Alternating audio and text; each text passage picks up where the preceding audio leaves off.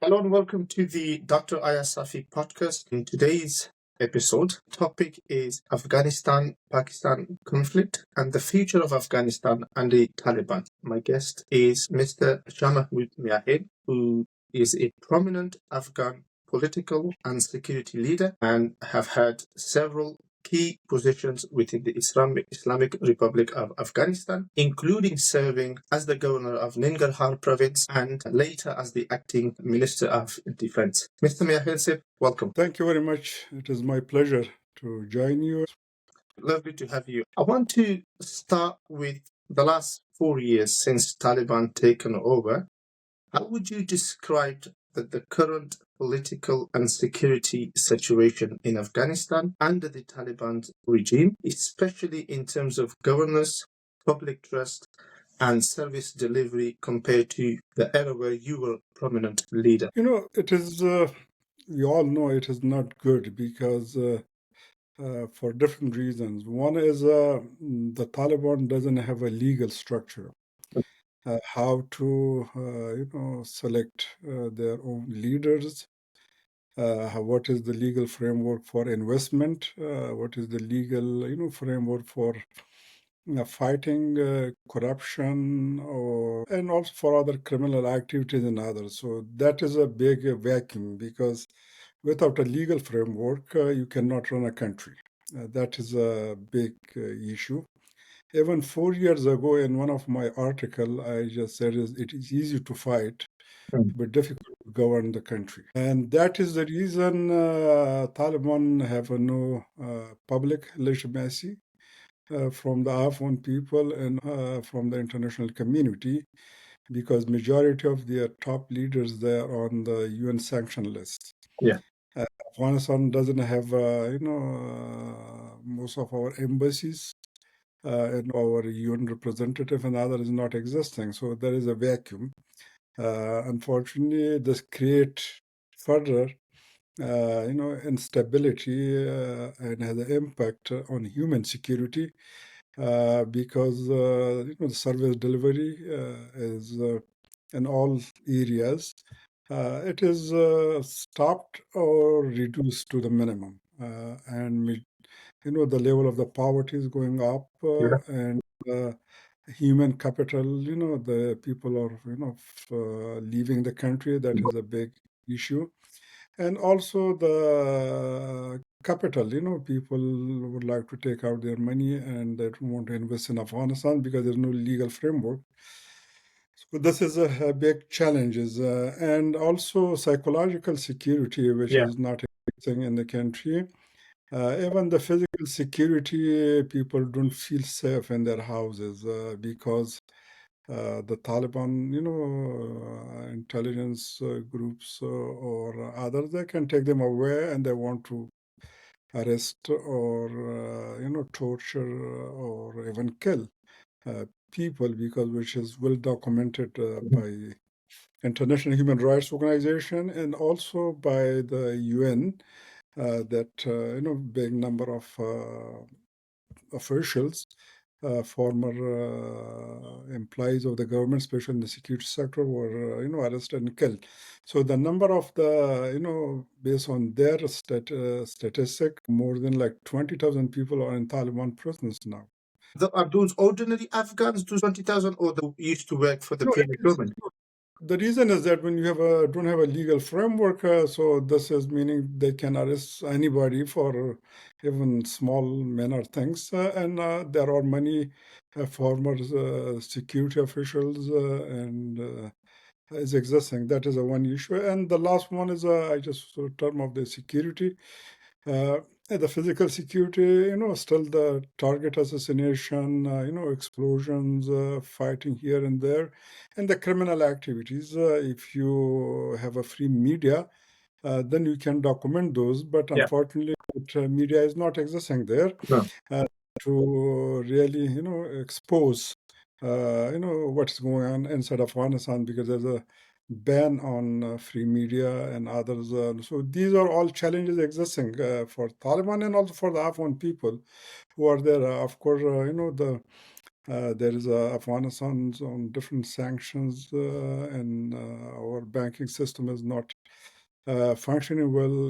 The money was, the central bank reserve was seized by the United States and also by the EU. So these are all challenges existing in Afghanistan for many reasons.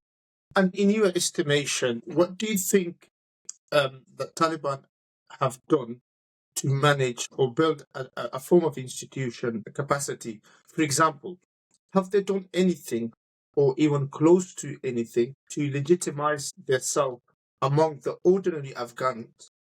Because currently, other than Russia, nobody else has recognized Taliban formally. Yes, some countries have some relationships. But what do you think about the internal affairs of Afghans? What have they done there to establish that institution, or what can they do possibly?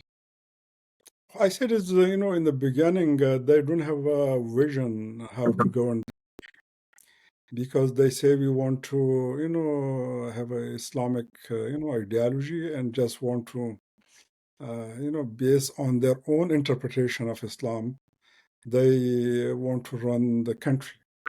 But, I wish, they were good Islamic scholars. Most Yeah. of them is they are not a good Islamic scholar. Also, they interpret everything from their own, mindset. Uh, because even in Islam, like in Sadr of Islam in the beginning, when the Prophet, went to Medina, there was a Treaty of Medina, which is a kind of a constitution. How the Muslim, non-Muslims, Christian, Jews, and others, they live together.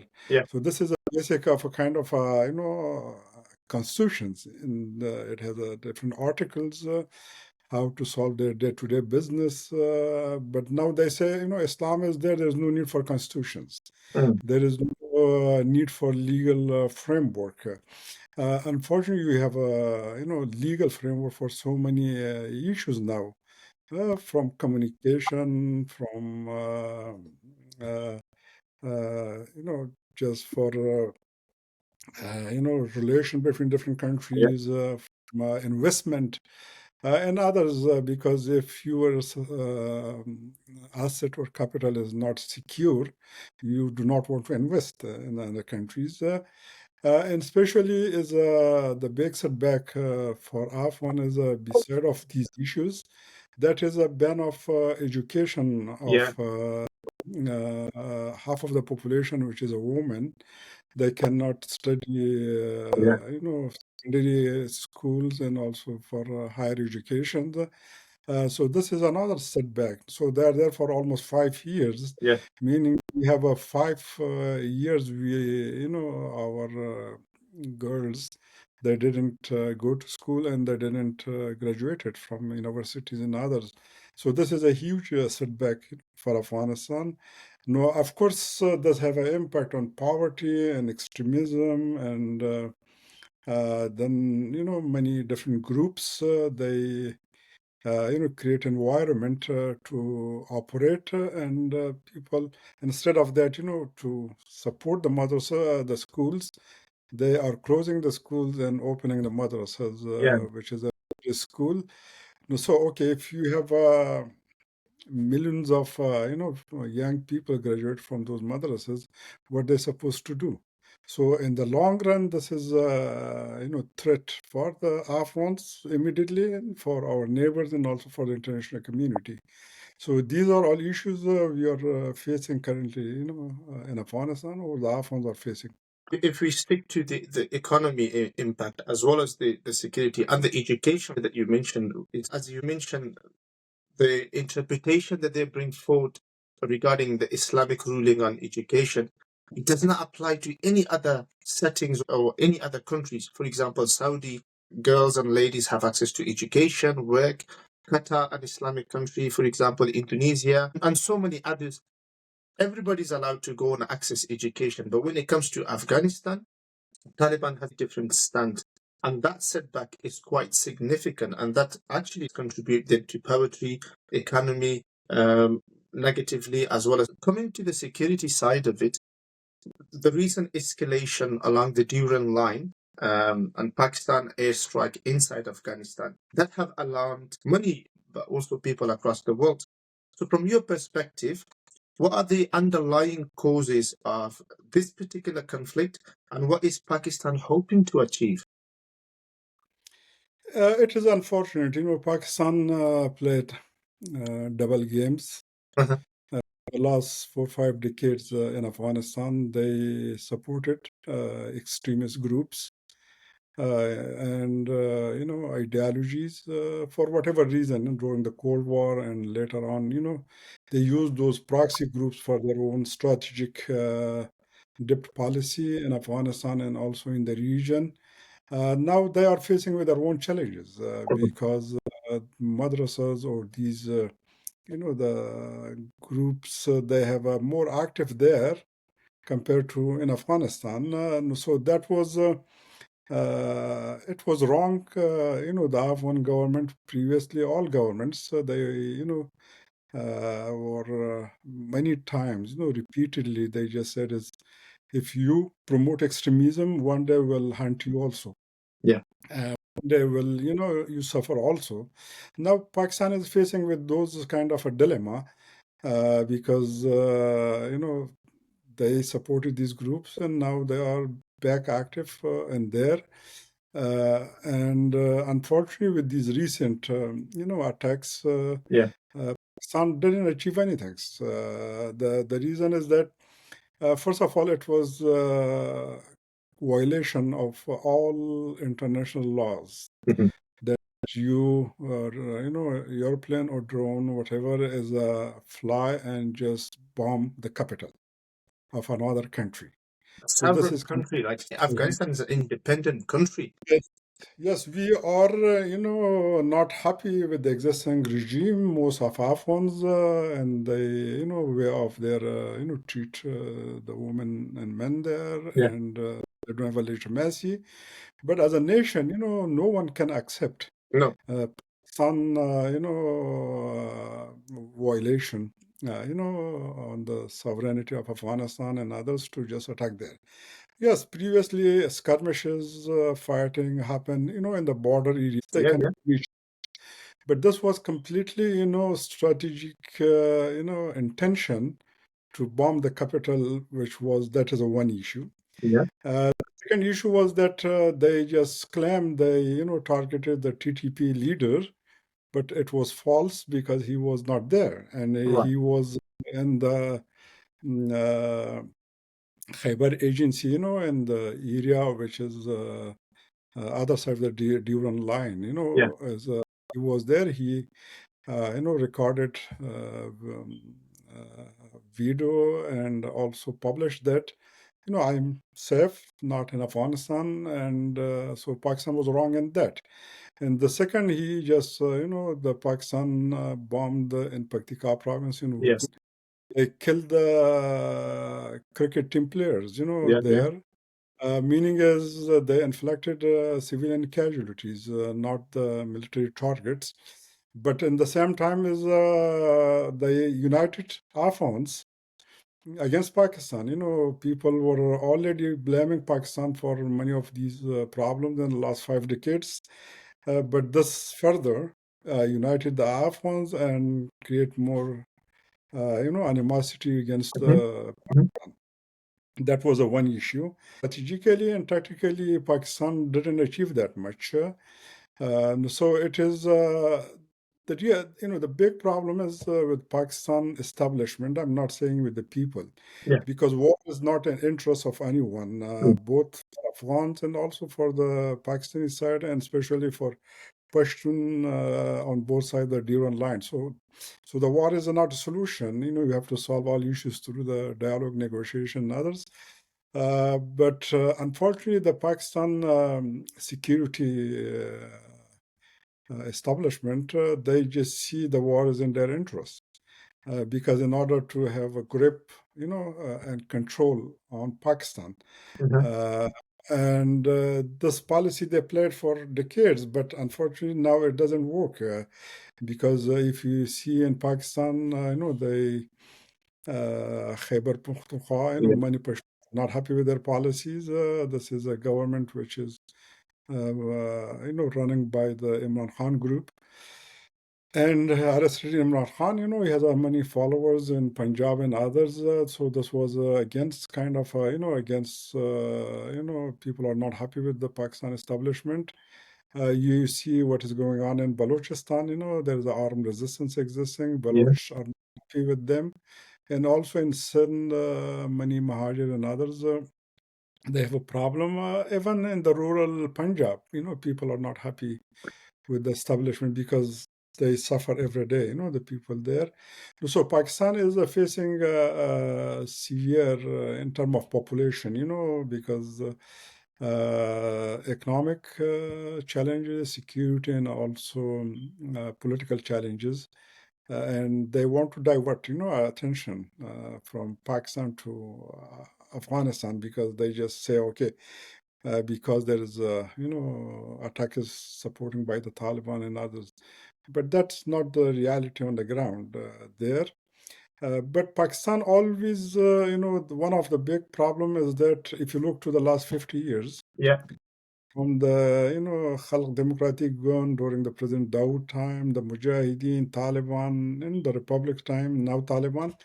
So they had a problem with all these regimes, which is based on different ideologies or different, approach and others. So they had a problem with all of these regimes, and they played the game. The reason is that they want to have a weak Afghanistan. They want to have a control on foreign policy of Afghanistan, and whoever is in Kabul, I think they will not accept if it is Mujahideen, Taliban, or other people. They will not accept it. That they will the foreign policy of Afghanistan will be dictated by Pakistan. So that is a big issue. And you mentioned a couple of points that I want to um, dig it a little bit deeper. So Pakistan, if anybody wished to speak to Pakistan and resolve all of this conflict through dialogue, as you alluded to, that war is in the interest of neither countries, for example, the difficult question comes up like, who can you speak to in Pakistan? Is it the army, the intelligence, or the prime minister? And then if you speak to one of them, the other one breaks that promises. And also Pakistan has this habit of providing safe havens to the terrorists in their own territory. Osama bin Laden is one of them. Secondly, the Taliban were supported by them and provided safe haven. And when Taliban came into power, Pakistan was the happiest country on the planet, and they were so happy for the victory that they were kind of considering it as the victory. And now people were considering that Taliban are the people of Afghanistan, and now all of this mistrust and violation and conflict is taking place. Pakistan is saying that the leader of TTP was on the other side of the Durin line towards under the Afghans' control, striking into Kabul and other cities, and then the following day we're hearing the message that's been shared by the TTP leader saying, you know what, I'm on the other side of the Durin line that's currently controlled by the Pakistan Authority. And also, if this fighting is making Afghanistan more and more weaker, do you think is this in the best interest of Pakistan that their neighbor should be weaker? What I said is there's three issues in Pakistan. The military, they have control. Mhm. And civilian governments have no say or no control on that. One is Afghanistan issue. Second with India, and the third is a nuclear, issue. This is Yeah. totally in the control of military establishment.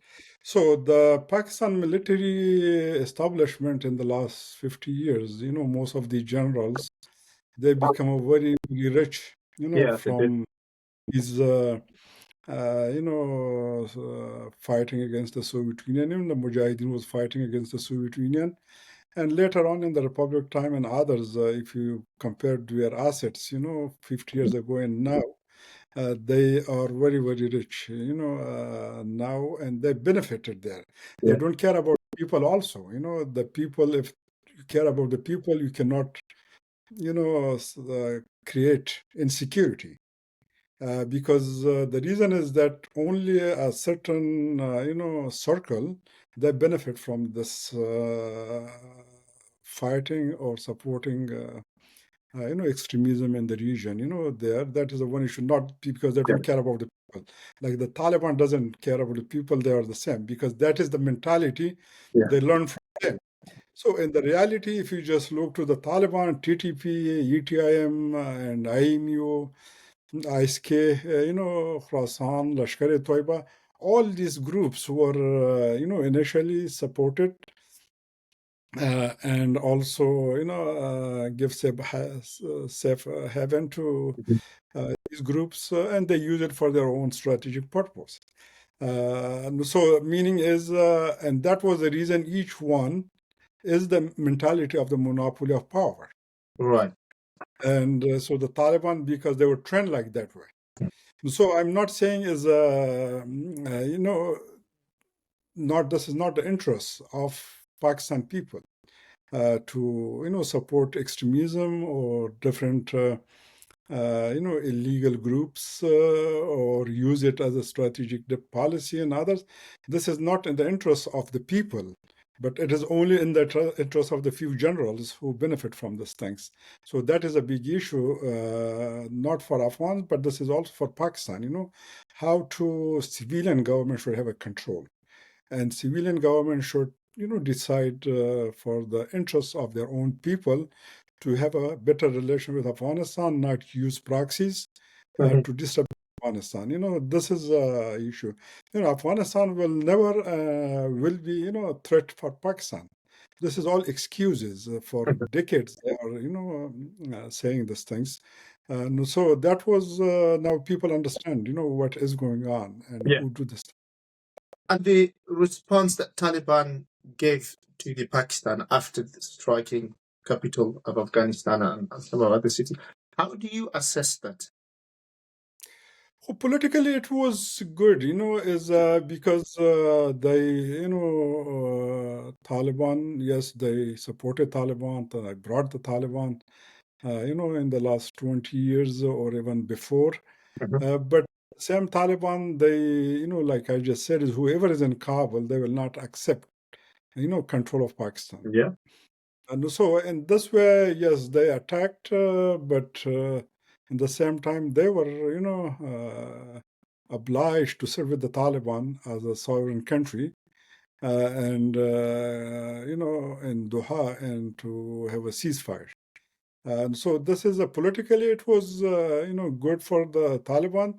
Military, of course, also Pakistan didn't achieve what they wanted. But I wish the Taliban was not in that position to to have the same response, military, to bomb Islamabad. They don't Absolutely. have that. They have the full right to do that if they could. If you just bomb my capital, I have to bomb your capital too. Absolutely. On the military front. But Afghanistan is not in a strong position in this. But Pakistan was trying to, they were the invaders. They were, attack the capital, but in the same time they play the victims policy, role. They just say, okay, because we are victims of Afghanistan. No, Afghanistan is the victims of Pakistan wrong policies in for the last 5 decades, and that is already all these things documented. Is not something we make it up. There. So that was Afghanistan suffer, from the wrong policy of Pakistan, and also the Pakistani people suffer, and they will suffer more. Yeah. And in your opinion, looking at the Taliban's, some are in Kabul, some are in Kandahar.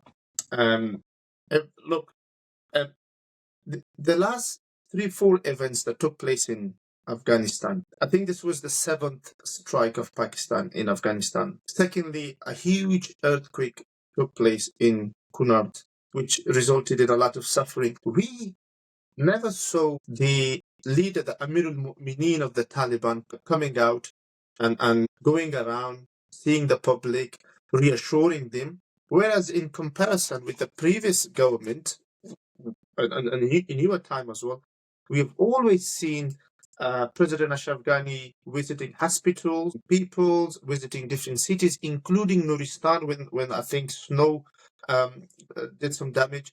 And yourself as a governor, you used to travel around, and all of the other colleagues of yours. But Taliban, even in this significant strike and then, of course, retaliation, we only heard Zabullah Mujahid giving the announcement on a conference, and then we saw the current defense minister, Mullah Yaqub, going to the Qatar. We haven't heard anything from the hierarchy of the Taliban. Why do you think that is? Is this the type of leadership that we deserve? It is not type of the leadership, it is, I say, is the model of, governance or leaders they have.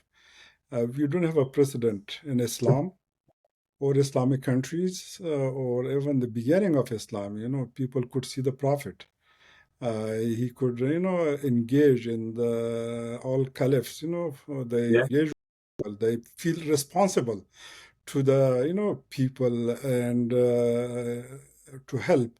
But unfortunately, this type of leadership, which is people don't know him, Yeah. even his own ministers cannot see him, and he doesn't feel responsible to the people at all. He just feel like he's sent by God, and not meeting anyone, and he is the implement the will of the God, which is completely, this is a cult, I can Yeah. say, this is not Islamic, theology and other, not based on that, there. So it is a cult. He's a cult leader. People cannot see them, and he only, strengthen himself, collect money, by name of taxes, and from the people, and unfortunately, our regions, and also international community, there are so many things going on. Yeah. There's no clear strategy also, what to do, to engage with the Taliban or not engage with Taliban. Yeah.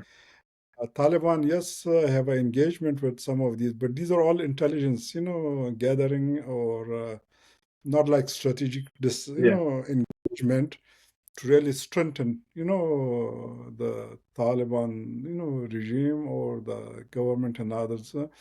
So that was the reason I don't see this kind of, dictatorship or will last. So yes, we have a problem, but from my personal views, which is mentioned many times before, Mhm. also Yeah. when I was in the government or outside of the government, and I wrote it, many times. If Afghanistan doesn't have a legitimate government, representative government, and there is instability like this way, it has a negative impact on the people of Afghanistan, of course, but then also region will suffer with that. Yeah. And also beyond the region, there. If Afghanistan has a, a representative legitimate government, in that case, Afghanistan is not threat for their own people and also for the region and beyond the region, there. So unfortunately, there is no strategy, among the Afghans themselves and also by the region and also beyond the region, Yeah. there, in order to make Afghanistan as a center of, competition, to make it center of cooperation, and that kind of vision, views not existing among the Taliban and also the region and others. And if this continue, this is my prediction for 5 more years, just Mhm. put it like this, we will have a new generation of extremist groups. Right. Yeah. That will, Yeah. that will be very, very dangerous for the Afghans. Of course, we will suffer, and also for the region and beyond the region. I think that's a very critical point. If schools are turning into madrasas, more than half of, or around half of the population is off education for now 4 years and continues to be. Science is not progressing, technology is not progressing. The internet accessibility that we have had, that's been cut off once, and there is still rumors it may further be cut off. So Afghanistan is going to a very isolated type of country, but also with this mentality that no education, no technology, and schools are turning into madrasas, we are going to have extremism. And that will, of course, be a disaster for the region and also beyond. When the Pakistan and Afghanistan conflict, the recent one, arose, Doha or Qatar intervened and they reached a ceasefire in a very short span of time, around 5 hours after 14 hours of talks. Now, Pakistan is a fundamental enemy of Afghanistan and vice versa. Taliban signed the contract or the deal with the US prior to 2021 collapse. Afghanistan government tried to sit with them and reach to a peace where the two brothers can reach to a peace and take the country forward. After 18 months and the killing of so many Afghans and wounded and so much destruction and displacement of people, Taliban and the previous government did not reach a peace deal. And I'm sure it upsets you as well and others. Why do you think Pakistan reached to a ceasefire so quickly with Pakistan, but not with our own brothers and sisters? As I said, Taliban is not caring about the people. They just their own power, and the last time when they had, like ceasefire with the American forces, they will not kill them, but they were killing the Afghans, the Afghan soldiers and others, so this is a very, unfortunate if you cannot be in peace with your own people, but you want to have a peace with others. Afghanistan is in difficult situation now, there. But still, I believe, is internally and also externally, war is not, fighting is not a solution. Whatever, fighting you have, in the end, you have to sit, for dialogue and talk and others. And so, because we saw, this last 50 years, this vicious cycles of war. Complicated and complicated, more than that way. Unfortunately, we don't have good options. Afghanistan always, we have a, option not between good and bad, We have a, bad and worse, which one is good, there. So still, I believe it is in the interest of everyone, even Taliban, to have a roadmap for the future, how to run the country. And unfortunately, they have not taken a single step. And this is, our fear is that Afghanistan will become a center of, proxy wars and also rivalries, and also will be, extremism will grow up. And that will be, not good for anyone, Just say, for example, like 5 years ago, like I mentioned before, one person, for example, at 10 years old, now is 15, and 5 years from now will be 20. Yes, yeah. We have 20,000 madrasas. Each madrasa, if produced an extremist group, a young boy will become 2 million people, What you want to do with that? Especially there's no jobs, there's Yes. no future, and there's so many people that are waiting to just leave Afghanistan. Also, the political changes that's happening across Europe and in other countries, they're not accepting refugees or migrants. In the last, 5 years, there were, in the Republic time, a system is, left behind with some assets. Yeah. There from, offices, from, collection, revenue systems and internet, telephone, all these things were not existing before Taliban, before, when Taliban was there last time. And also many Afghans, they supported their own families, the Afghan diaspora, the people who were outside the country.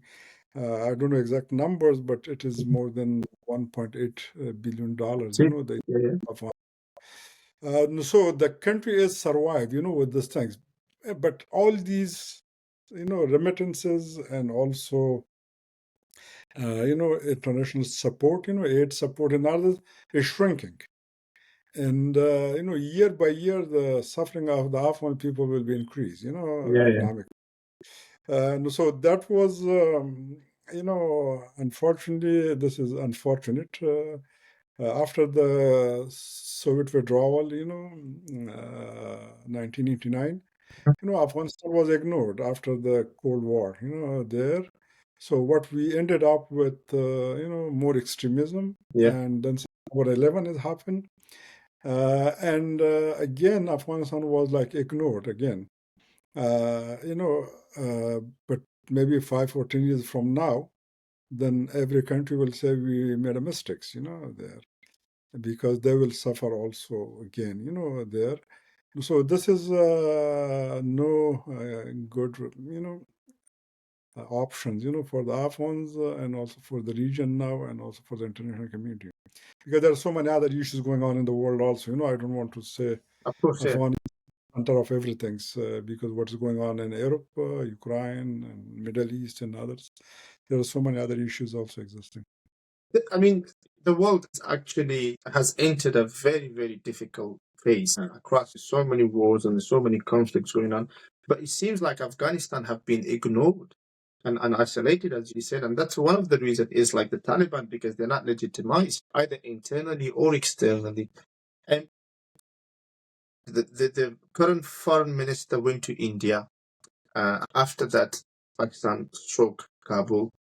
And there was some rumors that Pakistan wanted to show its power to Afghans, and India saying if you get close to the Indians because of their political challenges, this is what we are capable of doing. India has been largely and historically considered as a neighbor of Afghanistan, but we have seen it when unfortunately the event of 2021, India completely shut down its door. And I understand they have their own personal interest or their national interest in Afghanistan. When that national interest is no longer feeding, then of course they have to step back and vice versa.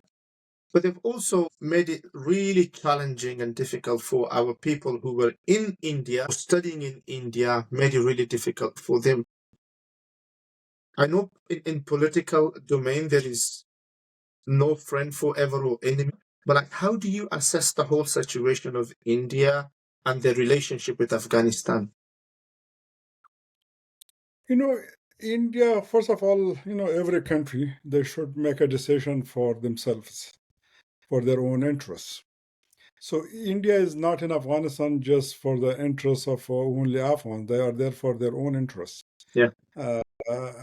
And this is country to country or people to people relationship, existing. But we cannot say this is only for the sake of Afghans, there, because India and Pakistan have a rivalries and they would like to have a better relation with Afghanistan. And Pakistan and also want their own border with Pakistan to be safe, not Yeah. clashes there. So they want to keep busy Pakistanis, in Afghanistan, this way. So this is, I call it a cheap, war in one way, or competition, Right. this was the thing. But the India's policies flip flop, and for the last few decades, different ways. But my, which, I was in India in one of the conference, I just mentioned many years back. It was like 11 or 12, 2011 or 12, those Mhm. years. You know, to support, proxy group, it is not the interest of anyone. No. So it is better to support the government, there. Because if you see during the civil war in Afghanistan, India was supporting the Northern Alliance. Yeah. And Pakistan was also supporting both Northern Alliance and the Taliban, playing those games there. And so what has happened, no one benefited, there No. from the policies. For example, they, in the Republic, yes, India and Afghanistan had a good relation, some Yeah. cooperation. But still, if you see the whole, assistance of all these countries around, it is not that much Mm. if you divide it by, years. But they more benefited from Afghanistan economically because, of the trade, Yeah. because of medical tourism, Mhm. and others, including China, during the 20 years of Republic, they benefited more economically what they provided support to Afghanistan, there. Yeah, yeah. Anyhow, every country, sovereign countries, they have a rights to have a good relation with other countries for their own interest. You mentioned the other countries benefited from Afghanistan more, and I'd just like to give one example. When we looked at some of the statistics from the Afghanistan public health, and during the Republic time, Afghans alone who visited Pakistan for the treatment contributed to approximately between 350 to 550 million dollars annually. That's only to Pakistan. And then, as you outlined, the other reasons across these countries. So, war, of course, is not in the best interest, but for some, it's really beneficial. Like, for example, for some of our neighbors. Um, the different political parties that has been formed after the Taliban takeover, one of them are active in on the ground as well after they claim the resistance group.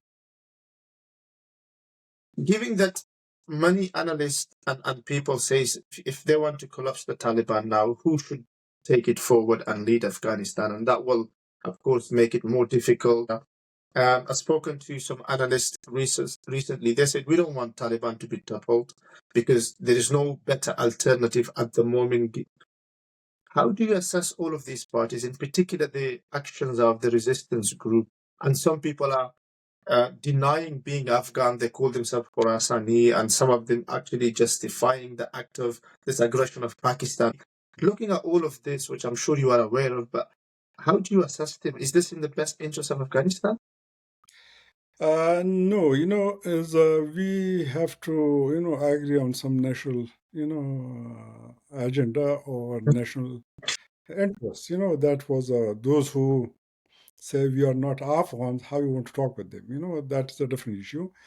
But the whole issue, who will be the alternative, or replacement of the Taliban. This question, is not relevant Mm-hmm. from many years. For example, I have listened to this kind of questions for the last 5 decades. If President Dawood is not there, who will be his alternative? Right. He has an alternative, came by force or by elected one. During the President Karzai time, we say, okay, who will be his alternative? Then there was alternative is happening. President Ghani was there when he was in charge. People say, okay, he has, who will be his alternative? Yeah. Actually, just bringing the issue of alternative, it is wrong. There. Right. It is that the system will bring alternative. If you just say A replace B, that is not alternative. Mm-hmm. If you ask me, for example, the United States, now I'm living here, if who will be the alternative of President Trump in 2028, you Yeah. cannot say who will be. But there are a number of people will run. Yeah. And eventually there will be the alternative. Or who will be the alternative of the British, Prime Minister now. Yeah. You can say you cannot, because there are so many factors there.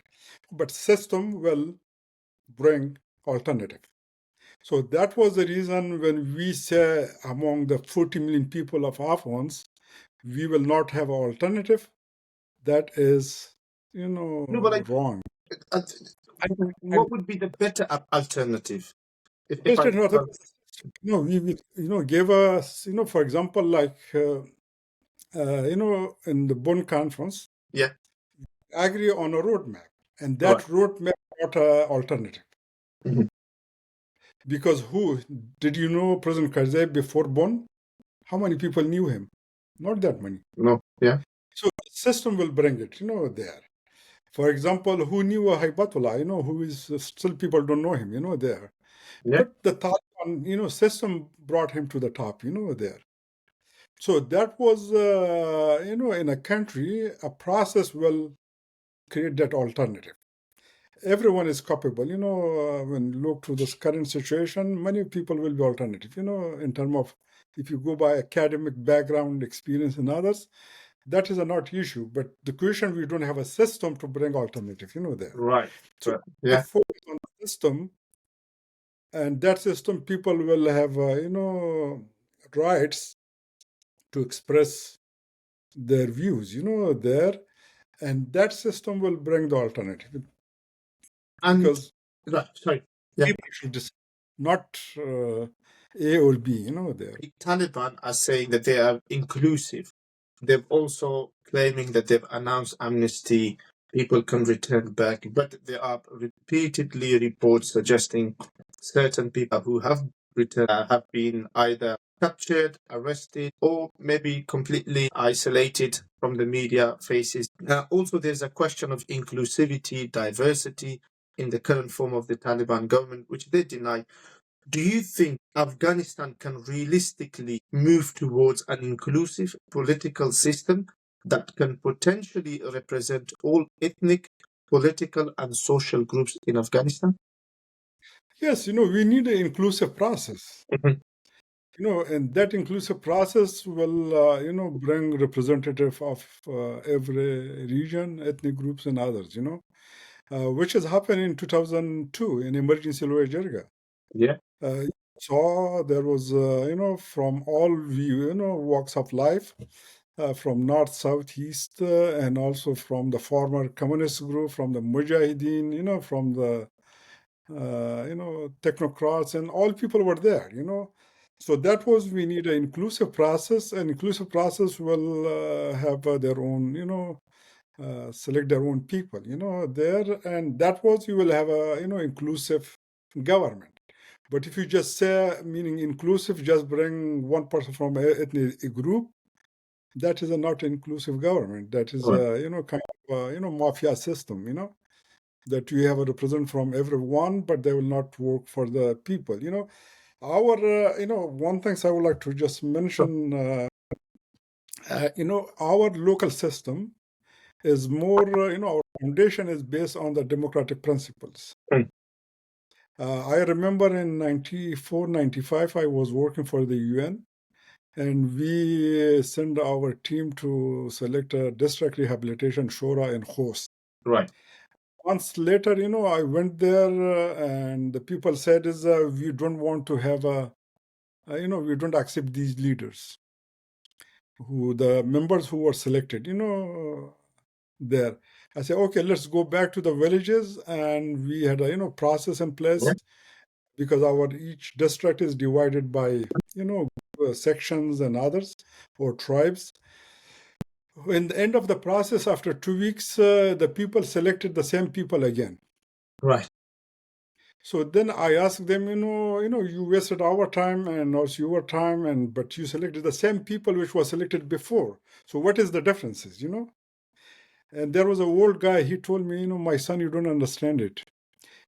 These people were selected, in your office. Because Right. these people were brought, from the villages, and they were selected in the office. Now, if we ask them to, about our issues, they will say, "You didn't select me, that office selected me." Now, they understand that we selected them, we choose them. They should be accountable to us. So this is the best form of accountability, there. So that was, we allowed the people to make a decision to have their own representative from all ethnic groups. You cannot exclude people, there. And people know how to make decisions. Unfortunately, in many, many times, in the history, we undermine the people decisions. This has Yeah. happened in Emergency also, the decision of the Jirga was not implemented, there. That was one of my, argument. I wrote it in my papers and books and others. There. And that's a good point in terms of that exclusion of people, which further obviously causes problems. And one thing we have seen in the previous government, there was like inclusivity was greatly, I think, embedded. And that's part of the democracy. And as you said, it's, our local communities there are already up for it. So, from your experience, what practical steps, or let me paraphrase this. From your experience, what advice would you give to the Taliban to take practical steps in terms of, from both sides, for example, Taliban as well as the opposition figures, to initiate a genuine political dialogue or national reconciliation process for the betterment of Afghanistan? What should they do? I just recently, I just wrote it and also, said in my interviews after this clashes happened with Pakistan, we created a momentum. Mm. And that momentum is require, to assemble Loya Jirga. There should be a representative Loya Jirga, not just only the Taliban mullahs will be in that Loya Jirga, We go district by districts, and people should select their own representatives up to the people. And that Loya Jirga should, decide about the future of the country, what kind of constitution we're supposed to have, what kind of government we have, and how the government should be accountable, to the people, and all these things. I don't see other mechanism, right now, because when say war is not a solution, for how long you will fight, who Yeah. will support you? And this collapse of regimes, one after another, we have seen it, has not benefited anyone. In this stage, I don't see any other solution, there to assemble. But this is the ball in the Taliban court, as really they change or not. They really, but the problem is when I just mention it, they don't feel responsible, to the people or to the outside world, there. So this is we are dealing with a a cult which is they not accept standard international norms over how to run the government. Yeah. So these are big issues. Thank you for that. I want to take you a little bit back and ask you a personal question. 4 years ago, when the government collapsed, like as I said in the introduction, you served as the governor of Nangarhar, and also you were the acting minister for the defense as well. When the collapse happened, psychologically, and how did you feel, and what mechanism did you apply to cope with that everything?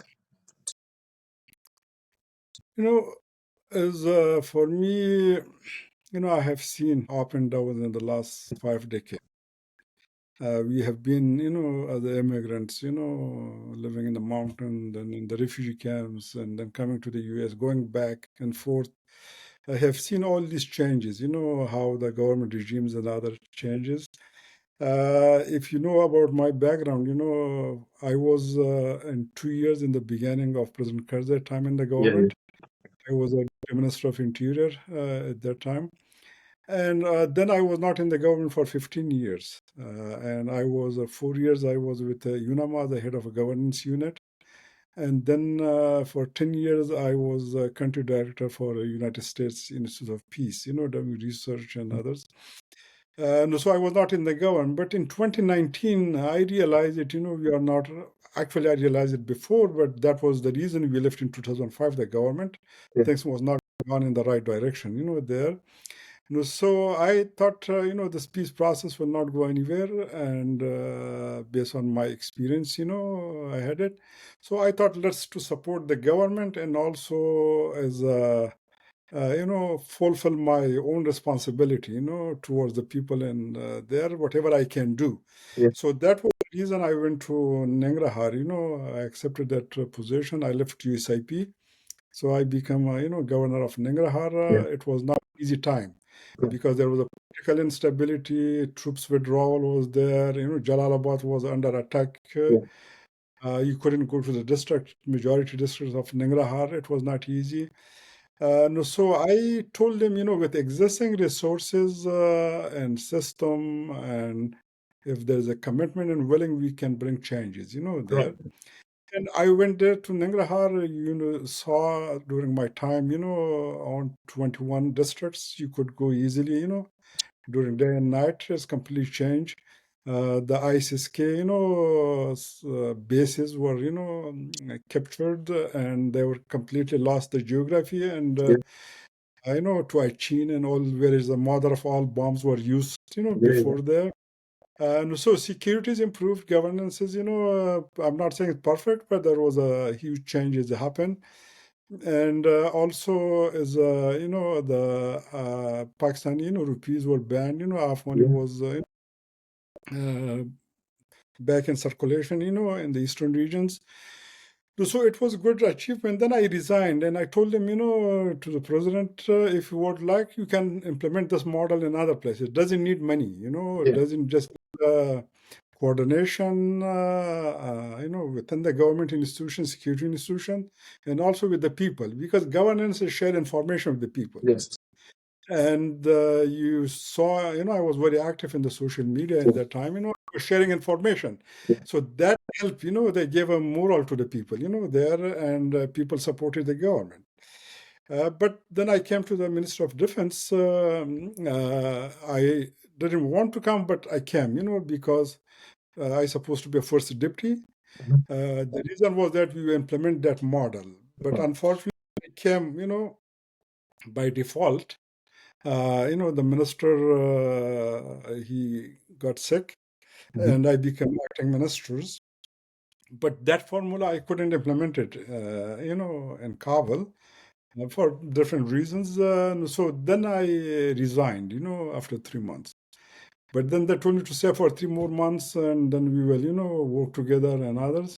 But it didn't work out again, Yeah. there. But March 2021, and I left the Ministry of Defense, but then the president appointed me as ambassador, designated as ambassador to Qatar, because he asked me, if there's a peace process or dialogue talks, Qatar will be the center, there. But I was waiting for my, agreement from the government of Qatar, which didn't come, and then the Taliban collapsed 6 months later, That trauma. How did you cope with that trauma? The feeling was that, when I was in this collapse of provinces happened, Mhm. I was in the US. I was completely disappointed. Yeah. I was disappointed before, but this was, if you build some things and then you see it is collapsing, day by day, province by province, especially when I saw, Nangarhar was collapsed. I saw my office, Taliban into there. I it was not a good, feeling, No, it's heartbreaking. I mean, I breaking. remember. Build some things and then you see it is because the government, the system is, built by so many people, Yeah. and you see it is like collapsing a building. And the government Yeah. was just like. Then I saw, the insult, to the government officials and others. It is. I personally didn't suffer directly, Yeah. because I was not there. But it was not there. Or many governors, they were calling me even if I was in outside, what to do. I don't know what to do. Mhm. Because they couldn't contact people there. So it was tragic, sad, and we lost a great opportunity. We did.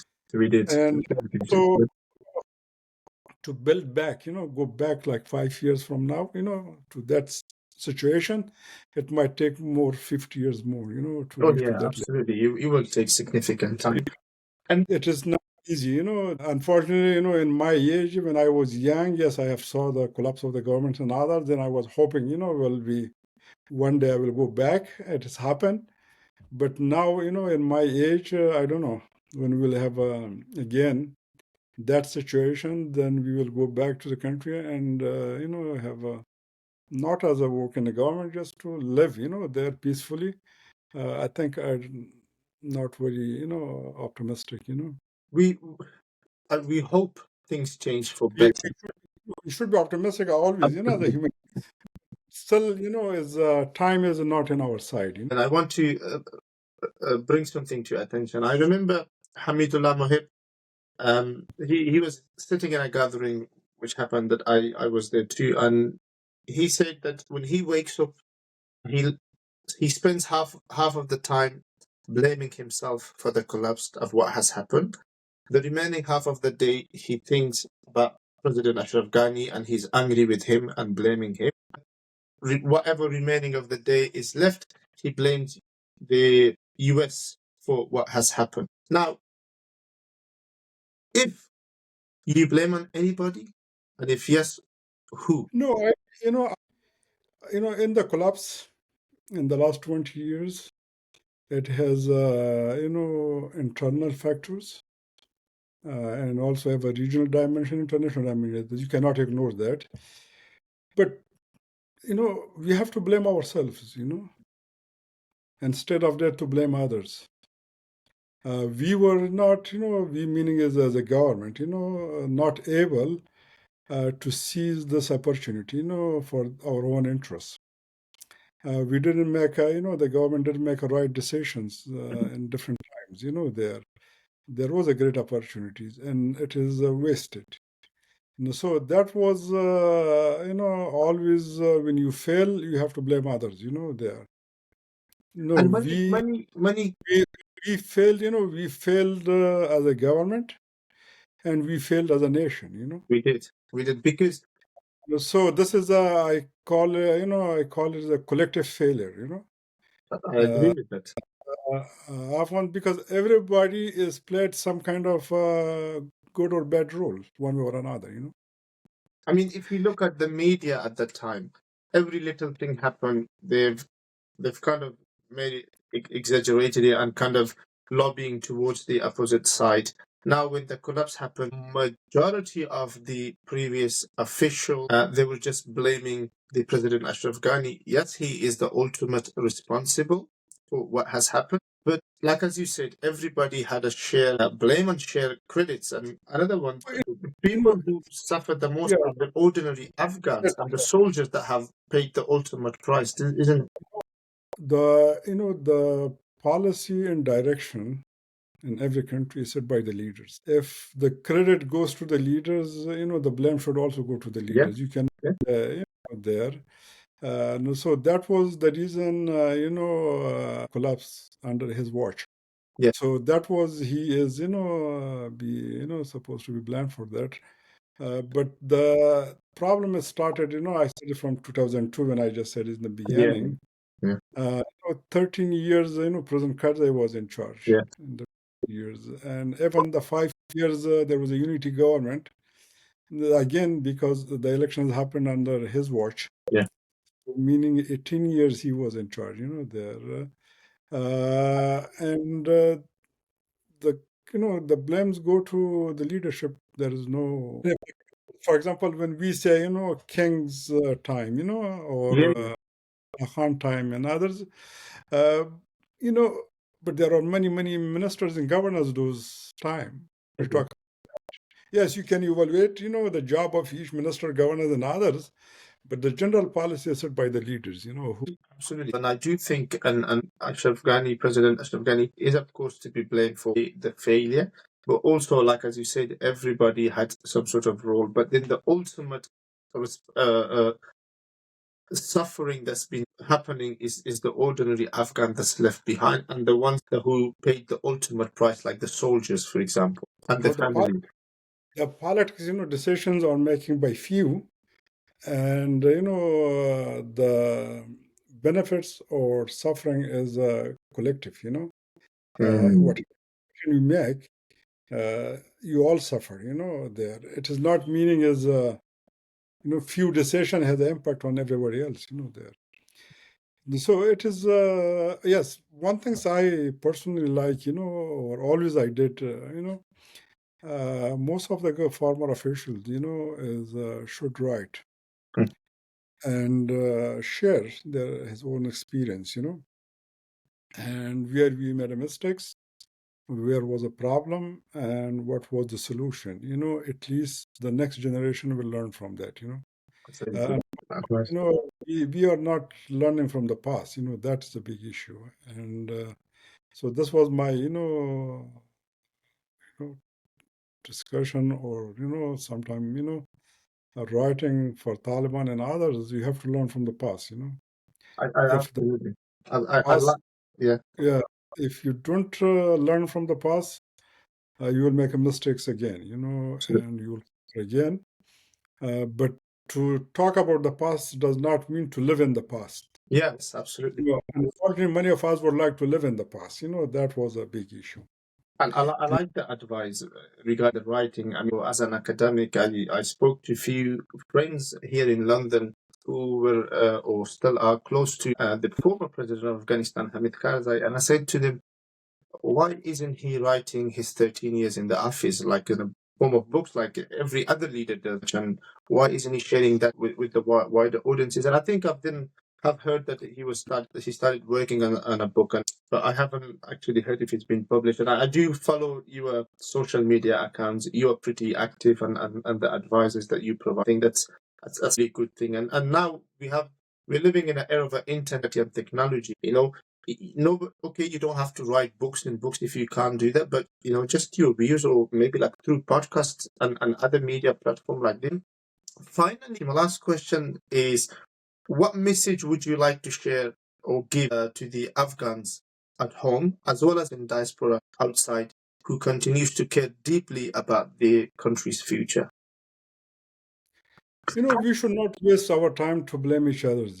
We have to look about how to save the country, how to help the people, not, talk for self-centric, agenda, how I take power back, another. If we have uh, you know, a government which is, functional government, this is the interest of everyone. If there is no government, how your rights will be preserved there? Yeah. Not possible, there. So we should prioritize what is first thing, not to divide the community, not to talk about those things further divide us, there, or to have that narratives which has caused the collapse of the government. And we still want to, talk about those, or even in the worst form of that cannot be helpful. This is my advice is always, to people there. Thank you for that. And lastly, if you were to give one advice to the Taliban leadership, what would be? I will not give advice to Taliban. They will not listening. But like I mentioned, after this clash with Pakistan, there was a national, as momentum was created. Yeah. And this is opportunity, as we should change, even it was crisis to opportunity, there. To convene a Loy Jirga, I don't see any other solutions, there, to be a representative Loy Jirga, to decide about the future of the country, there. How to select the leaders, what form of government you will have, all these things. Because without legal framework, you cannot run country or even cannot run, a small business, there. Many thanks for your time and your input. Thank you. Thank you very much.